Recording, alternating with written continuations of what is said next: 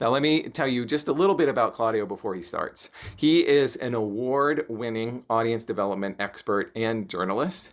He began his journalism career in 2004 while in his second year at Brooklyn College. He landed an internship at the historic Black newspaper, the New York Amsterdam News. At the Amsterdam News, he covered the 2005 mayoral campaign and the likes of former President Barack Obama, Reverend Al Sharpton, and Shaquille O'Neal, just to name a few.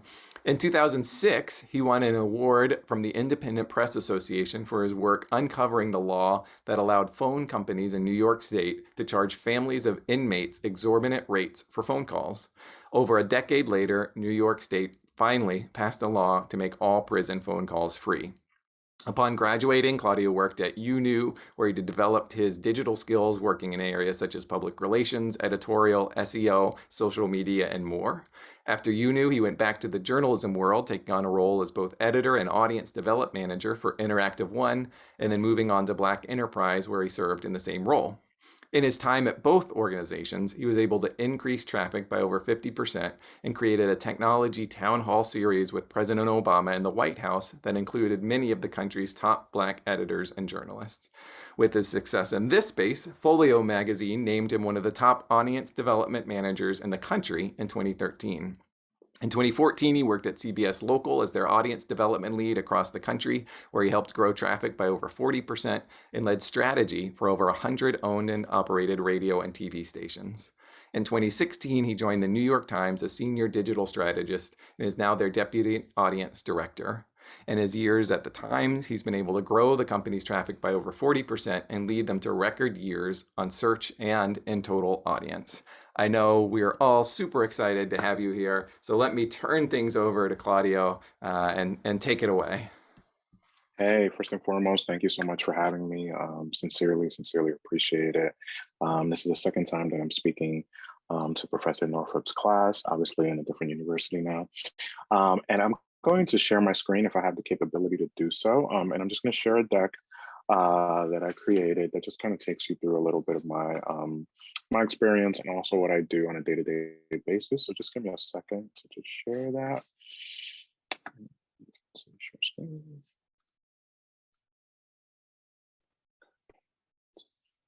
Okay. And you guys see this? Yes. Okay. Yes. Perfect. All right. So I'm Claudio Cabrera. I'm currently the Deputy Audience Director at the New York Times, specializing in news SEO, which is search engine optimization. I went to Westchester Community College for 2 years and then Brooklyn College to obtain my bachelor's degree. So started off at a community college, learned journalism there, or at least the opening ropes of journalism, and then transferred over to Brooklyn College where I finished out my journalism degree. As the professor mentioned, I started my career in Black and Latino media. I worked at companies such as the Manhattan Times, New York Amsterdam News, Interactive One, Black Enterprise, and consulted for others in the space as well. So I didn't really have the most traditional route in journalism. I think a lot of people when they think about where I'm currently at the New York Times, they think I probably worked at gazillions of other big newspapers, but I actually had a different route, and I was able to work at a lot of community newspapers, which really gave me the opportunity to really kind of hone my skills and develop my reporting and just gain like real world experience that, I may have not gotten if I got like those bigger internships at the beginning. Nothing against them, but just kind of, saying something in favor of having, internships with local publications as well. So after that, I ran the national SEO operation for CBS. And that was basically me zeroing in on their local TV markets across the country, CBS LA, CBS Philadelphia, New York, Chicago. And I've been at the New York Times for 4 years now, and 2 years in, began leading the news SEO operation. So there's like a technical SEO side, which is more focused on how your website is built and configured. And then there's more of an editorial SEO side, which is more focused on telling editors and reporters, what's sort of trending in the news, what's happening in the news, and how we can kind of take advantage of it in some capacity. So what is SEO? SEO is search engine optimization. It's the methods of strategies, tactics, and techniques used to increase the amount of visitors to a website by obtaining a high ranking placement in the search engines known as Google, Bing, and Yahoo. Just as a stat, about like 80% of people in the US who use Google. So Google is really the main search engine that we really kind of focus on when we're thinking about where our articles are appearing. And SEO also considers how search engines work and what language people are using to find content. So I'm not sure if everyone remembers the website called Upworthy, but Upworthy was a website that was really, really popular on Facebook at a point, and they had really kind of baity headlines, which you can probably see right here. So, you know, like the one that you see right to the left, the one that you see right to the right. And they would really, their headlines were really focused on kind of like teasing the story and kind of like forcing you in some way, shape, or form to click, or enticing you to click. And it really worked for a really, really long time. And then Upworthy, like I just mentioned, was one of the probably like mid 2000 teens, one of the most popular sites on the web. And this one, this headline right here kind of mimics their approach, which was Upworthy was one of the hottest sites ever. You won't believe what happened next, which kind of like teases you into kind of clicking into it. And at its, at its peak, the site, which was founded on a mission of promoting viral content and uplifting content, was reaching close to 90 million people a month. And then seemingly overnight, the company had changed the way the world wrote headlines, what it means to create viral content, what kinds of expectations people bring to what they're clicking. But around 2013, everything changed. Facebook began introducing a few alterations to their algorithm that controls the news feed on their site. And those changes really threw Upworthy off a cliff in some respects. So Upworthy told NPR in 2013 that their unique visitors, monthly website visitors, dropped to 68 million from a high of 87 million. The month after that, they fell to 49 million. So it kind of shows you that huge decrease that they had of almost over half. And then by 2014, it plummeted all the way down to 20 million. Which was under a quarter of the traffic Upworthy experienced at its peak. And this is a prime example of how sometimes if you have a website, even if you're, let's say you have a blog, or let's say you have a much, much bigger company, you know, you never want to kind of bank your strategy on one specific approach. And that's kind of what Upworthy did. That's what a lot of websites, even like a Buzzfeed, for example, which is still really successful, but they really kind of banked off the fact that they were getting a ton of traffic from social media outlets such as Facebook and Twitter, specifically Facebook. But then when Facebook completely changed their algorithm, it really hurt their business model because they really had no other way of really kind of approaching content, and they needed to learn that on the fly, and it really wasn't able to kind of work out for them. So BuzzFeed is another company. So BuzzFeed is still here. Other well-known publishers like BuzzFeed, HuffPo, and Mashable, they also saw significant traffic declines over that period. So according to Recode, through a tool that we use, obviously called SimilarWeb, over 40% of BuzzFeed's traffic came from social, as opposed to 22% of it coming from SEO. But that percentage is still a far cry from BuzzFeed's heyday around 4 years ago, when they were getting 75% of their traffic on a monthly level, which was about 150 million unique visitors through social media and Facebook. And that essentially, you know, kind of like disappeared overnight. And while they're still a big company, you know, now BuzzFeed, for example, and conversations I've had with people at the brand, I would say in the last few years, they're really kind of focusing on SEO now more than ever and making it a priority because they're just not seeing the same level of audience that they were seeing at one point. So it showed how they really had to pivot and really kind of adjust. In a poll in 2018, so you'll see the graph to the left, the website search engine land polled over 200 websites in the news space, and over 64% of them saw some sort of dramatic or moderate decrease when it came to Facebook traffic. While Twitter really isn't highlighted in this specific graph, it isn't because it isn't a huge driver of traffic. People can retweet, like, or share an article, and I'm sure everyone kind of does this on a daily basis if they have a Twitter account. but it doesn't mean that you'll specifically in that moment read that specific piece of content that you've kind of shared, right? So I can like an article today, but that doesn't mean I'll read it today. I could read it a week from now. I could retweet an article and it could just be an endorsement on some level, but I may not read it. So that's kind of the difference of Twitter. You can like things, you could retweet things, you could put things on your feed, but that doesn't necessarily mean that that specific article that you're sharing is something that you're actually going to read. So again, now brands care about SEO again. Facebook has become a place that you have come to not expect the same amount of traffic that you were receiving 3 to 4 years ago. And when brands started seeing this dip, they began investing in SEO more. Now a lot of the brands who were receiving 30, 40, and half of their traffic from Facebook are now seeing those same numbers or a little less for SEO. So you do SEO every day, right? When you search how to write a book report, for example, there's websites that actually specialize in this type of content and try to be the #1 result in Google. So there's a website, for example, called Time for Writing, and you'll see if you type in how to write a book report, there's a bunch of websites that kind of give you advice or provide guides on how to do so. And here's a prime example with Time for Writing. They show up #1. So anytime that anyone actually searches this specific topic, they're naturally going to get clicks on it because they're the #1 position on it. And you may find other websites that do get clicks on it as well. But one tip about Google is that most people, when they find, or most people, when they go into Google to find a result based on something they're interested in, they usually don't go to the second or third page. Close to 70 to 80% of clicks really happen within the first 5 to 6 search results.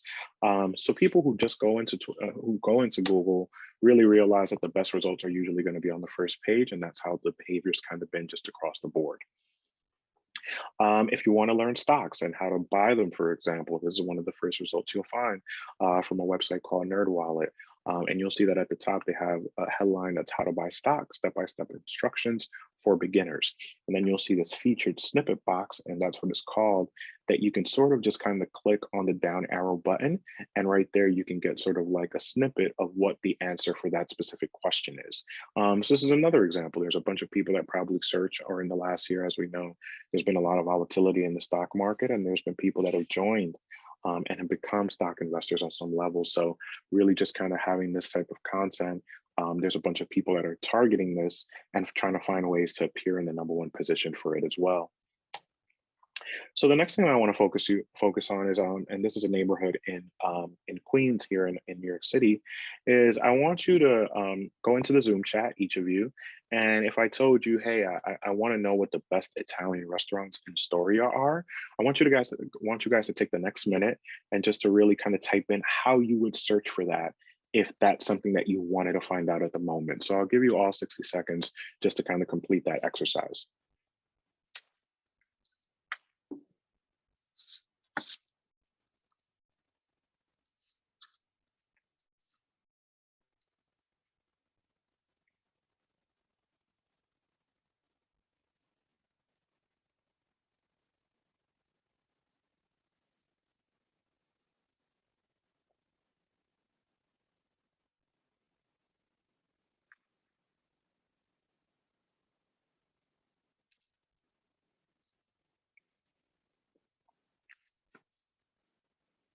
Great. So the one thing that you'll see in this specific search right here, or at least in the answers that everyone has, is that everyone kind of typed in a different result, right? You'll see best Italian restaurant, highest rated Italian restaurants in Astoria, Astoria Italian food ranked, right? So you're gonna have some results that pop up that are very sort of like guide-ish. And what I mean by that is that you'll see just like a list of restaurants. And then you'll see some of those results that you type in that'll give you like content websites. That'll be sort of like an Eater, for example, which is a very popular food blog. That'll say, here are the top 10, top 15, top 20 restaurants in Astoria. So it can really kind of depend on what your search result is. And it basically at the same time kind of shows you the different ways people would search for content. Now think about it this way, right? Like let's say, you know, there's a big breaking news story and you want to find ways that people search for it, right? I know that there's something that happened at the Capitol earlier today, for example. Someone may type in US Capitol shooting, or someone may type in Capitol lockdown, right? And those different results may give you different websites that pop up on your mobile carousel. And when I mean mobile carousel is when you go into your mobile phone and look in google.com and type in those terms. And some may give you other results depending if you're on desktop. So the algorithms are always going to be different. Something that I won't necessarily get into because it's a little more in the weeds. But again, it's just to kind of teach you guys how different everyone's thinking is on specific things and how they could provide you with different results at the same time. So here's how I would search for it. No better, no worse, just examples, just to kind of give you best Italian restaurants Astoria. Astoria's best Italian restaurants. One of the things that if you're in a specific area, let's say you're in that specific area of San Diego, you may do San Diego restaurants near me if you have your location turned on, because Google's going to give you, the restaurants that are right within your vicinity. So that's another search that a lot of people do. They do like restaurant, the type of food, and near me at the same time.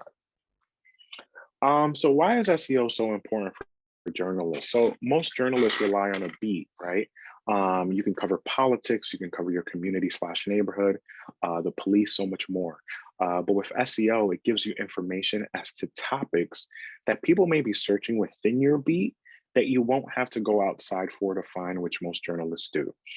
Additionally, you can have data behind it to find how much interest there is around the topic. So, when you go, for example, let's say you go to the scene of something that happened in a neighborhood, right? And you are a reporter. You could see 20 people at a scene, you could see 30 people at a scene, 50, right? But you can't necessarily sort of like say, you could say maybe that all those people that are there are interested in what happened, but that doesn't necessarily mean that they're going to read it when you write it, right? The one thing about SEO and the tools that you can use to kind of find out audience interest is that you can go on a tool like Google Trends, which is totally free, and you can find out how many people are searching for a specific topic or the specific topics that are popular for that day. And then what it can do for you is that you can potentially go to an editor and say like, hey, like I just found out that there's people within the beat that I cover that are really interested in this idea right now. And I just saw that it has the interest level of like 300 or 400,000 people at the moment. Now, that doesn't mean when you write your article that those 300 or 400,000 people are all going to find your article. But what it does is that it provides an argument for you to present to an editor or anyone else that, your story is of high interest and it may be worth writing about. So what is Google Trends? So Google Trends is a free tool every journalist should use on a daily basis. You could find it at trends.google.com, and I know Professor Norfolk just shared it in our chat. And it will show you what the top searches are on a daily basis in the US. On this slide, for example, you can see the top daily searches and the average amount of searches on a specific name, right? So you'll see Jake Paul, you'll see Big Brother, Daisy Coleman, Samsung. And then there's something called RealTime. So RealTime is a little different in the sense that it's not at the level of those key terms. Like it's not at the level of what Jake Paul is or Big Brother is in terms of how many people are interested in that specific topic or person at the moment, right? But what it does show you is that that sort of fever chart right there, where you'll see it sort of flatlines and there's really not a lot of interest and then it kind of spikes up, right? So these are sort of like the stories that are on the rise at the moment. And what it can do as an editor, as a journalist, SEO person, is that you can spot things and say like, hey, like there's a lot of people gaining interest in what happened here, right? This may be something we may want to look at and something that we may want to cover. So for example, let's say you're a technology reporter. Last year, we saw Instagram launch a new product titled Instagram Reels. So you'll see in all three headlines, it's really focused on Instagram Reels being launched and how it's really kind of like a TikTok rival in some respects. The one similarity you see with all these headlines is that they're focused on the launch and the clear move to keep you off of TikTok. Now, when you go into Google Trends and you type in, let's say, Instagram Reels, what you'll find towards the bottom of it is something called related queries. And when you look at related queries, you'll find all the associated things that people are searching for when it comes to Instagram Reels. And one of the main things that people were searching for were how to get rid of Instagram Reels. At that moment, when when it launched. Now you're able to say like, hey, I wrote this article about the launch of Instagram Reels, but there's a lot of people that are interested in finding out how to get Instagram Reels off of their Instagram account. And at that point, you could basically say, I want to pitch the story because I want to write it. And it's something that has reader interest. Like there's actually people that want to know how to remove this from their app. The next thing I'll focus on and is kind of talking about this is you want to think of content like a tree, right? You can write a story about Instagram Reels, but if that headline isn't specifically targeting how to remove Instagram Reels, you won't appear in search for it because it's not in the headline, right? Instagram Reels, you want to look at it as the trunk of your tree, but every story that comes out of that topic is basically your branch. The branches will be how to remove Instagram Reels, how to make a cool Instagram reel. So when you think of content, you just don't want to think of stuffing everything in one article. You can do that, but it doesn't mean you're going to appear for other related searches on that same topic. So there's always going to be, in some respects, a story within the story. It's really up to you to decide and also do the research from a data perspective, using tools like Google Trends, using tools like Twitter to really kind of find out, you know, what other stuff is, what other things are people kind of looking for that I can produce another piece of content out of. So I'll take you through the Beirut explosion, which happened last year. So to the right, this is what you would consider our main story. Deadly explosion shattered Beirut, Lebanon. So this is a really, really long story, maybe 1,000 words, 2,000 words, that really kind of takes you through everything that happened in that specific blast, right? At the New York Times is what we consider our lead all, which is our main story. This is basically the story that would show up on the front page the next day, right? Now, we'll take the same approach that I mentioned before with Instagram Reels, right? When we typed in Beirut explosion into Google Trends, we found all these related searches. And one of the main things that was being searched was, what is ammonium nitrate? So ammonium nitrate was the chemical or the substance that was used or blamed in the Beirut explosion. So at that point, we did have that information in that specific article, but we didn't necessarily have it as a separate piece. It was something that was popular on its own, for example. So we went ahead and what did we do? We created a branch, which is a separate article. What is ammonium nitrate blamed in the Beirut explosion? Now, there were people that were also searching what happened, what happened, what happened. And all these different searches are similar to what you did with the Italian restaurants Astoria thing. It just shows you all the different ways people are searching for trying to find out information about this. So what did we do? We created another branch, which was sort of an explainer, what we know and don't know about the Beirut explosion. So we basically created sort of like a bulleted version of an article that if you didn't want to read 2,000 words, you can maybe read 500 to 750 that basically give you a breakdown of everything that occurred without all the extra detail, let's say. And then lastly, we had an article, well, lastly, there was another search called How to Help Lebanon. So there were people that were typing in How to Help Lebanon, Lebanon donations, Save the Children Lebanon, all these different kind of like searches centered around donations and just really kind of helping, right? So we did a final branch, which was How to Help Lebanon after the Beirut explosion. So that's another example of creating content that's a reader service, right? All three of these were reader services. All three of these were things that really served a reader's need. So that's an example, again, of taking the trunk, right, which is the main core of the story, and finding all these specific other storylines that people are searching within it. Are you a sports reporter? So for example, last year during the pandemic, the NBA played in the bubble, right? In Disney World, I believe. As the NBA had a daily schedule at that point, you could see that the interest continued and continued and continued. Now, a question may be like, oh, you know, Claudio, what's 25? What's 50? What's 75? What's 100? 25 can mean 2. 100 can mean, you know, 10. Right? Google doesn't necessarily give you that information in terms of like total interest on that chart specifically. They do it in other places, like I mentioned before. But 100 would be the peak level of interest at that specific moment in that specific day. So when I typed in NBA, what I found was people were actually searching how to become a virtual fan.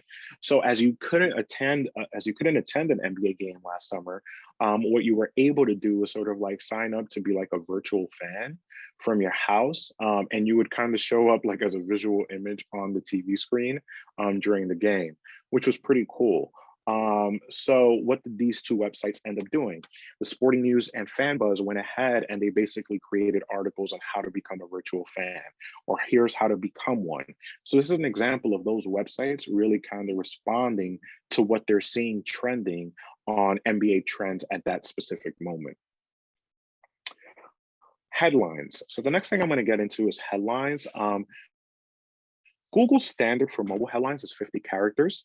For desktop headlines, it's around 65 characters. Obviously, a mobile phone is much smaller than a desktop is. So Google really kind of focuses on their mobile experience much more than their desktop experience. So that's really why they like having headlines that are a little more compact and short. There's going to be situations where Google will stretch headlines to about 65 characters. So the system isn't particularly perfect, but they prefer shorter. Despite the rule, like I just mentioned, you'll see headlines that sneak into that carousel. So if you type in Biden, for example, right now on your mobile phone, you're going to see a carousel. If you type in Biden on your desktop computer, you're going to see a carousel that you could sort of swipe through. And you're going to see some stories that have over the 65 character mark and things of that nature. And sometimes, Google isn't, policing these things in the way that you'd think, but they do prefer shorter rather than longer in these cases, right? So what happens when you go over this mark? You'll usually see the below. This headline below about Kellyanne Conway goes over the 65 character mark. And what Google does is it breaks it with an ellipsis, which could be a penalty for your story. So at the 65 character mark, you'll see it says Kellyanne Conway, Bloomberg sexist comments far worse, ...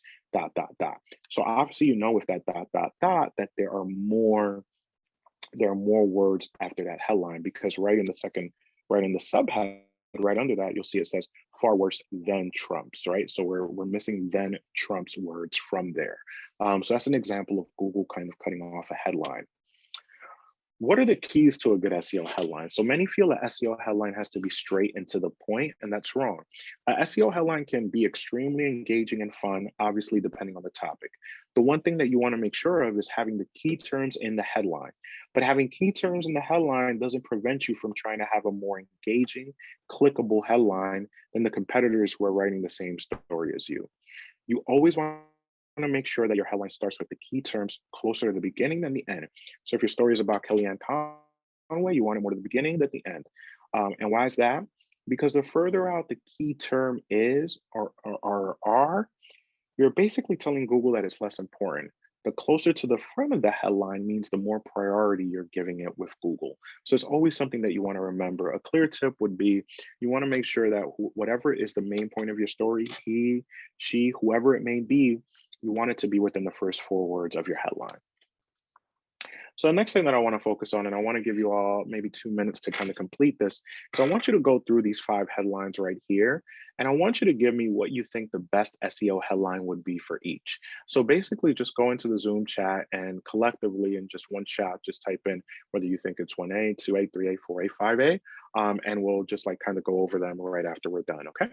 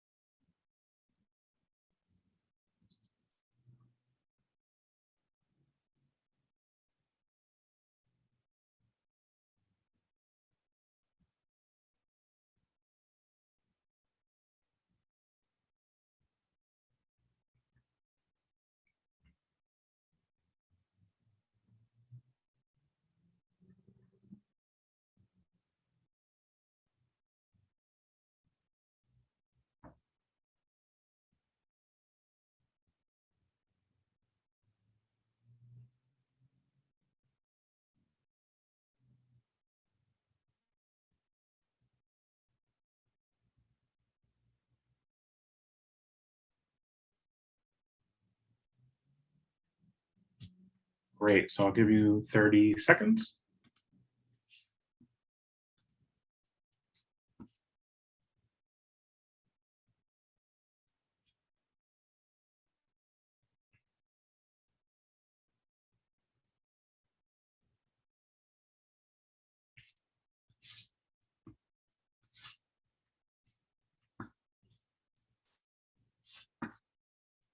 Great, so we'll go over the answers now.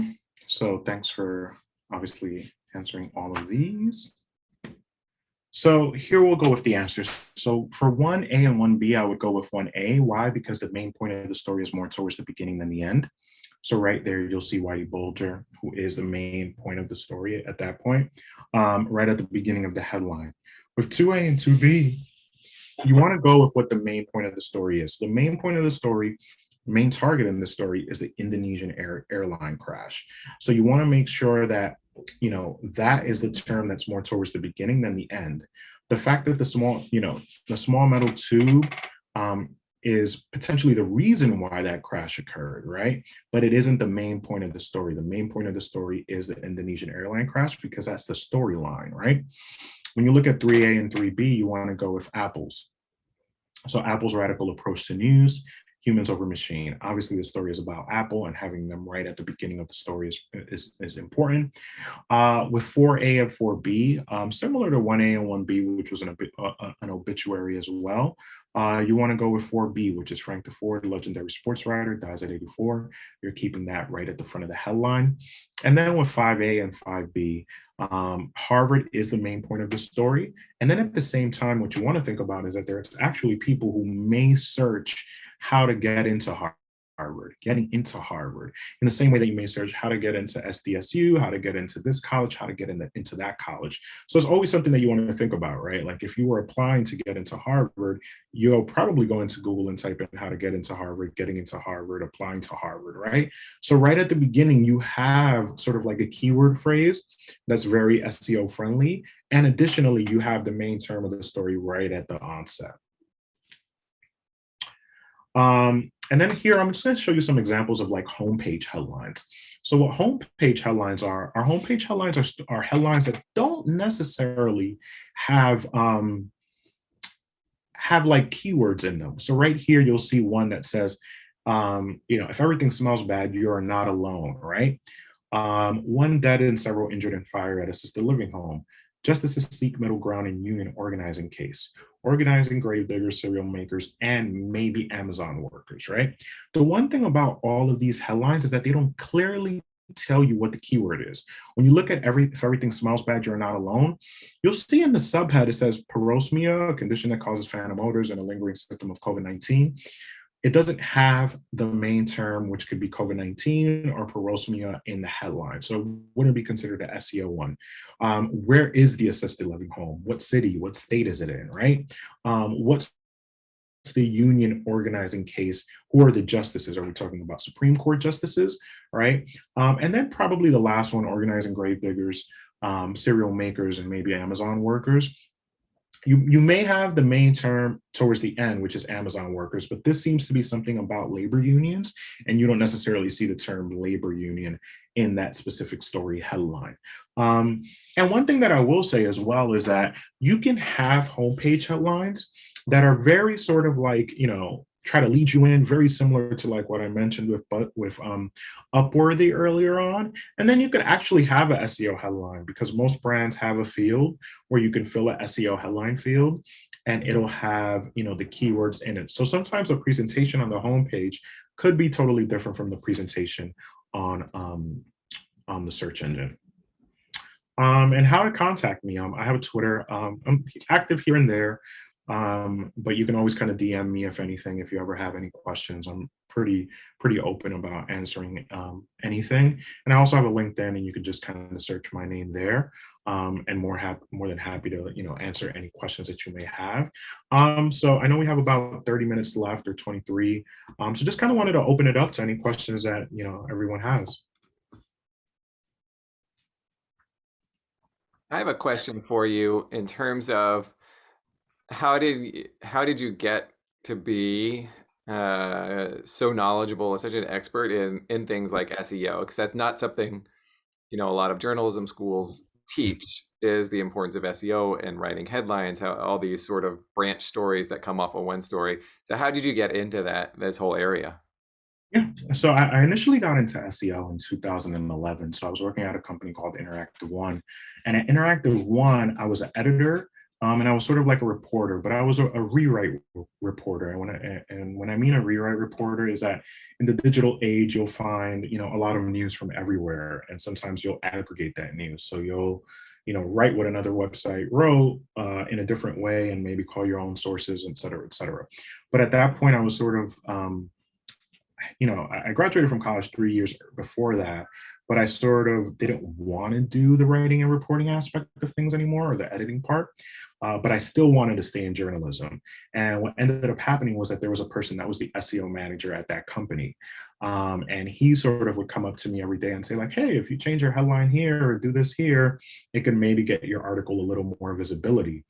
And at first I was just like, oh, whatever. I wasn't really paying attention or anything like that. And I ended up, like, you know, trying it, and it ended up working in a lot of ways and giving me visibility on articles that I just didn't have before. And in some respects, I was like, oh, this is cool. I didn't really know about this, you know, this aspect of, you know, digital journalism. And what ended up occurring was that he left the company maybe 30 days after teaching me, like, you know, bare bones basics, right? And then the company was like, well, you're the only one that knows how to do this, which I really didn't at that point. So they were like, you do it. And I really kind of went through the process of just really learning it on the fly and really kind of studying a lot of online websites and really just kind of understanding, you know, our specific audience. I think what really helped me too is that I already was kind of like mentally trained as a journalist and an editor. So I had a background in journalism versus kind of, you know, out of nowhere becoming an SEO person and never having like that journalism background or experience dealing with reporters and editors. And I think that's extremely important to kind of just understand journalism as a whole before actually kind of, it doesn't mean that you can't do SEO without it, but I think it's so much more helpful because SEO is a real relationship driven business in some respects. Because a lot of it is you trying to convince other people to do what you want, or convince them that your ideas are valuable on some level. And being able to understand when to stand down or when to kind of push a little extra is important. So yeah, I didn't, you know, I think even to this day, you know, it's really hard to kind of teach SEO in schools and things like that, because it's not, you know, social media journalism and, you know, how to program journalism and things of that nature is much easier because I think everyone sort of has a grasp of how to use Twitter, Facebook, Instagram, right? SEO is something that is sort of like you have to be in it to sort of like really kind of see it come to fruition and really kind of like test things out and things of that nature. So yeah, it was really by accident, and I was able to kind of just, you know, grow in the space and kind of stick with it. Cool. Another question is when you're talking about, you know, you've got your tree, you've got the lead all, which is the trunk, Yeah. and you're seeing these trends and you want to create the branches coming off that main story. Mhm. How does, I'm curious, like, how does that happen in terms of like the labor of actually writing those branches? Does it all go back to that main, the original, the trunk, or are there other people coming in and taking Oh rework? yeah. Yeah, no, great question. There's actually other people coming in. So I think the whole process really begins with number one, you kind of looking at, you know, what's happening in a news event and what's important. And then really kind of saying, okay, you know, what here do I think would be valuable for our audience? And what here at the same time, me knowing the editors on this desk, what do I think they would be open to, right? And then it's sort of, you go, the next step is really saying, hey, like, here's some stuff that I found that I think, you know, could potentially bring us an audience that really kind of wants to understand this. And then it becomes a conversation more of bandwidth, right? It's like, all right, do I have all the reporters that can really kind of do this work? Because you can take an excerpt, but you really want to have a full reported piece, right? So then it really kind of depends on that desk in a breaking news situation, which is super hectic, really finding a way to find the bodies to really kind of do this type of work. And when they do it, then it's just a natural process of them kind of going through their own reporting process and finding, you know, whether it's going to take 3 hours, 4 hours, an hour, or maybe it's something that they could come up with the next day. So it's really it's really broken down into phases, but it really, at the end of the day, always kind of falls on you deferring to the editorial team, because that's number one. They have to, whether you see audience interest or not, they have to really believe that this is something that's a viable idea. And at the same time, they really have they really need to have the resources to do it, to really kind of execute upon it. Nice.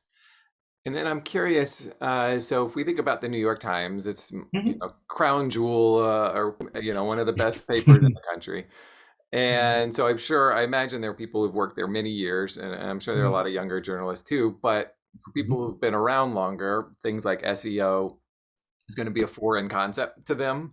And how do you go about like convincing people, this is, you need to shift some of your mentality of how you write headlines, or, all those things you've talked about, so that you're showing up in the right ways. Yeah, I mean, I think it really comes down to, again, it's number one, it's relationship building, right? So when they know, I'm a big believer in, I pitch stories every day. That every day I get rejected on stories, every day I get approved on stories, right? And I'm a big believer in, like, it really starts with how you react to the no's, right? How you react to the no's is probably going to get you more yeses, right? So when they see that you're willing to kind of be like, okay, like, I get it, you can't do it. The way you kind of react to that really kind of influences how they react to you going forward. But I think number two, it really comes down to training and kind of showing examples. One of the things that we do really well here, and I think a lot of brands do it as well, is that they're able to kind of really showcase in a really, like, broad forum. So we have this meeting every morning at 9 a.m. where we kind of highlight wins and sort of losses or opportunities, let's say, that we've done through an SEO perspective. And what ends up happening is that they're able to see, like, oh, wow, like the Styles desk did this, they followed the SEO team's advice, and they got so much audience off of this just by doing a headline change or a URL change or whatever it may be, or just accepting a pitch, right?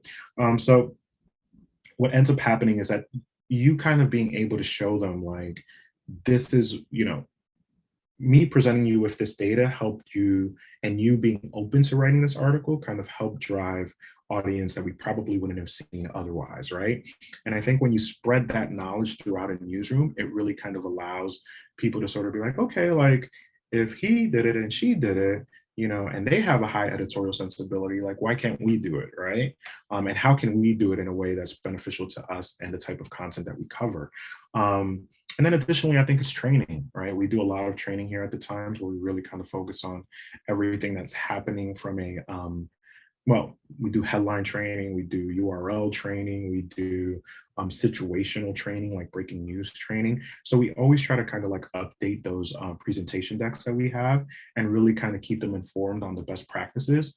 And we've really gotten a newsroom that in the last, I would say, 4 years has become so much more digitally skilled on an SEO front. And, there's reporters, frankly, 2 years ago that would either shrug at SEO or didn't really want to kind of learn about it or really didn't know about it. And now they're like all in on it and really kind of trying to understand it in ways that can be, really beneficial to them. Cool. One of the things, so if I Google your name, one of the things that pops up is a story about your promotion recently. So good job, making sure that's up there. But one of the things I read in that story is it said one of the new items on your slate of things to do is working on several initiatives aimed at expanding the New York Times audience into new markets and diversifying the readership. So I was curious, if you're diversifying readership, going into new audiences, what are the ways that you hope to do that? How? Yeah, I mean, I think, one of the main things that we really have to focus on, and we have a committee called DI committee, which is diversity, equity, and inclusion. And one of the things that we've really been focused on is really finding ways to, number one, give experience to reporters of different backgrounds to be able to kind of report in different areas that they may have not reported in before, right? That's number one. So from an internal perspective, really finding ways to give the opportunities to POC communities within the Times to really kind of get experience in different areas, right? I think number two, the other thing that we're doing is that we found that in a lot of our studies and in a lot of our sourcing, a lot of the quotes that we would have in our articles were like 80% either white men, white women, or a combination, right? So we really started developing a system where we had a wide array of diverse sources across specialty areas, whether they're college professors or anything of the sorts. So really kind of diversifying our report also from a sourcing perspective. And then I think outside of that, it's really just kind of looking at things from a coverage level and really kind of understanding to the best of your ability, where do we have holes, right? Even all the way down to looking at daily coverage of websites that cover communities of color and saying like, hey, like, this is a great story that they did. Why didn't we do the story? Like, why didn't we jump on this? So really just kind of looking at the other websites that are really focused on these communities and saying, this was a great piece of reporting and something that we could have done, and something that we could potentially do too, right? And how do we kind of want to tackle it? And also at the same time, Facebook marketing and other areas as well. Finding ways to really kind of market the content that we do have that's focused on those communities at the moment that may have not necessarily reached it, right? Because sometimes I think when you work at a paper as big as this one, you think because the journalism may be good that people are just going to find it, right? And there's a lot of people that just don't read the Times, and that's perfectly fine, right? So there has to be a way for us to say, all right, like this article about the Asian American community, that's extremely important, right? Why haven't we gotten more readers from that community to really read this? And how can we, reach those readers in some capacity? We're not going to reach every single one, but we could do a better job of promoting it to that community. So it's a lot of approaches, but those are some of them that we're really taking at the moment to kind of diversify the audience. Nice. And then I saw another thing Yeah. that you're good at is what it says, sort of advanced planning around Yeah. news. Mhm. So can you talk a little bit about what does that mean? How are you, anticipating what's coming so that you're prepared to act? Yeah. So basically, advanced planning around news. So, every breaking news event is different, right? So you'll have breaking news events that are, it could be a shooting, it could be a hurricane, it could be an earthquake. There could be so many different types of shootings, so many different types of things that that cause you to react in a very different manner, right? And what we try to do is we try to develop playbooks for our newsroom when something happens in a specific type of event. And granted, every type of event, even if it's the same, will have its wrinkles that are different, right? So we try to develop a playbook that allows our editors to just kind of tap into a guide of some sorts and say like, all right, like this happened at 11 p.m. where the majority of our staff is not on, but this is probably what we should do in this situation based on the guidance, right? So that's something that we do when it comes to kind of like preparing for breaking news. We also have like an all hands approach when it's breaking news and just kind of coalesce and like right now remotely in a Google Hangout or a Slack or even a Zoom to talk about what our plans are. And then for like bigger events, right? Like let's say the Super Bowl, the Oscars, and things of that nature, which are more tentpole events that happen every year. A lot of it is really just kind of looking at our past coverage in the previous year, seeing what did well, seeing what didn't do well, seeing what other competitors did that did really well, and saying like, hey, like that's an idea that's really good from the Hollywood Reporter, a really good idea from the Guardian, right? Is this something that we feel like we would want to execute? And then we also use a tool like Google Trends to find out what the top searches were for that event in the previous year, because you can retroactively look back. And it really kind of helps us to see like, hey, like, we didn't produce anything on this that happened last year, but this same thing that happened last year happened in 2018. Right, so it's obviously like a reoccurring theme. Doesn't necessarily mean that it'll happen in 2021, but it may be something that we want to prepare for. So it's sort of really creating guides for the newsroom to kind of lean on, and also at the same time really being able to kind of study what we've done in the past and how we could kind of react differently in the future for more tentpole events. Awesome. So I want to now, since we've got students primarily on this, I want to take a step back in time, so to speak, back to when you're a student. In fact, Yeah. you won an award from the Independent Press Association in 2006 for your investigative news article for the New York Amsterdam News that uncovered those phone rates for inmates. Mhm. So I want to hear a little bit about that in terms of, as a student, how were you able Where did you come up with how were you able to Yeah. do such an important piece of work that had, clearly such an impact? Yeah, well, I mean, I think the number one thing was like, and this was just again touting a lot of the small community newspapers. Small community newspapers for the most part don't have really big staffs, right? You may walk into an office with 3 or 4 reporters tops, right? And they're already kind of stretched thin with whatever they're working on, right? Um, so I was in an office that was really small, and this was during well, fax machines are still around, but this was kind of during like the fax machine era where you would just get a ton of faxes on stories that like people were trying to pitch and stuff like that.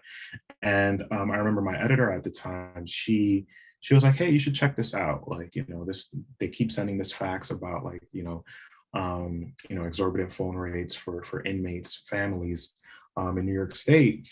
And there was reporting done on it at that point, but it was also really like small level community journalism. I think maybe the New York Daily News did something on it, which was like probably the biggest paper that did something on it. But it was very like just a regular article, nothing really too deep. Um, and yeah, I mean, I was obviously in school, so I was obviously super busy, but I jumped on it and I really just kind of invested in it. And I wrote like a very like small introductory piece on it. And then after a while, it just kind of kept building and building and building. And I started talking to, I think in my first article, I maybe spoke to one family. In my second or third article, I spoke to numerous families, was able to get more people to kind of talk to me about this and how it was affecting them, and also at the same time get some feedback from the phone company and just New York State legislators in general on why this was happening and et cetera, right? So I wasn't taking a position; I was just sort of reporting the story, and that's really how it kind of occurred. It was me just kind of going out there and really kind of doing the work and really looking at my elements of journalism book every step of the way and kind of saying like, okay, like this is what I need to do here, this is what I need to do here. Because I was still really young, in journalism. And it was kind of like a piece that I wasn't, that was different. It wasn't me attending an event. It wasn't me covering a game. It was sort of investigative and really kind of relied on me really exploring in ways that I probably didn't before. So, my best advice would be really, don't shy away from those stories because those are the stories that can really affect change. And they may not necessarily affect change right away. They may affect change down the line. And those are also the stories that a lot of the brands that you may be looking to apply at, whether small or big, will look at. Because I think one thing that is missing nowadays, and I think it's been missing for a while, is that you'll have even in my time, college students who will apply and have hundreds and hundreds or clips of articles, but the investigative news side of it is kind of missing a little bit. And I think any young journalist that can really kind of get their feet wet in that side of stuff, it's a great skill to have. In any situation, because a lot of, I would say that I remember when I got to the Times, I was handling like 400 or 500 applications for like fellows. And a lot of the fellows that got hired were the ones that really had some investigative reporting chops. So it's definitely something that I would recommend for sure. Yeah, and that you started to answer my the next question was, you see the new journalists coming into New York Times, and what advice for the current journalism students who are at SDSU right now would you have so that they're positioning themselves, whether it's New York Times or San Diego paper, just in general, the best advice, which you sort of hinted at there, but any other thoughts on what they can do as students to really position themselves for success of getting the job and then just long term? Yeah, no, absolutely. I mean, I think number one, what's going to be important is obviously doing the work and having the clips are always going to be a positive.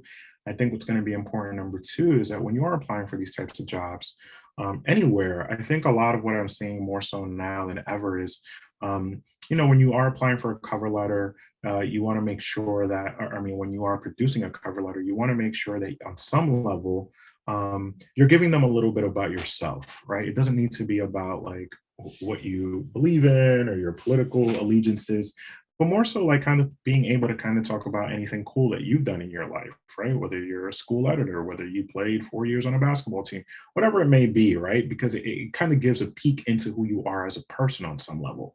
I think number three, you always kind of want to have, especially now in the digital age, I think you want to have some sort of like results oriented resume. And what I mean by that is, you could write 100 articles. You don't want to say produced articles at said paper. You want to say I produced 50 articles at said paper, right? If you're able to find some sort of analytics on your specific, on the specific newspaper that you've worked for, and say like, hey, I wrote 50 articles and they generated 50,000 views. I think that's important too, because then it gives that hiring manager an idea that you at least understand that the analytics side of things is important, right? And just, the amount of users your story may generate. And then I think after that, I think there's always an effort to really just kind of stand out in interviews. I think a lot of the people that tend to stand out in interviews at the times are the people that kind of take an extra step. And what I mean by an extra step is, anyone can come into an interview and kind of do the whole resume cover letter thing and recite it and say the questions that they have prepared or answer the questions that an HR manager has.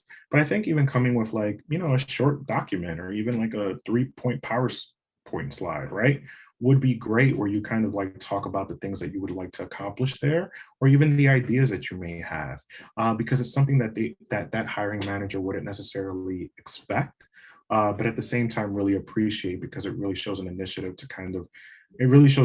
of you understanding the brand, and also at the same time really thinking about ways to kind of improve the brand and how you can personally kind of do that. So I think it's because you always want to remember that you're not only just facing off against other talented people, you may even be facing off against someone who has a relative at that company, right? Like has like some sort of like upper hand in some way that you don't know. So you really just kind of want to try to, obviously put your best foot forward, and not just rely on your experience, but really just kind of put your brain to use and see how, you can present something to them that really kind of blows them away. Awesome. Well, thank you very much. That's fantastic advice and a fantastic presentation, I all the appreciate way it. around. I know we are at our time limit. I could ask you questions all day, but I know you're busy. There are probably breaking news happening all over the place that you gotta stay on top of at all hours. I know. So I just want to thank you again so much for coming and speaking to Absolutely. us. It's always so great to hear from you. Thank Um, you. Thank you so yeah. much. I appreciate it. And, feel free to reach out to me whenever. Awesome. Thank you. And thank everybody for joining. Have a great day. Thank you, everyone. Bye.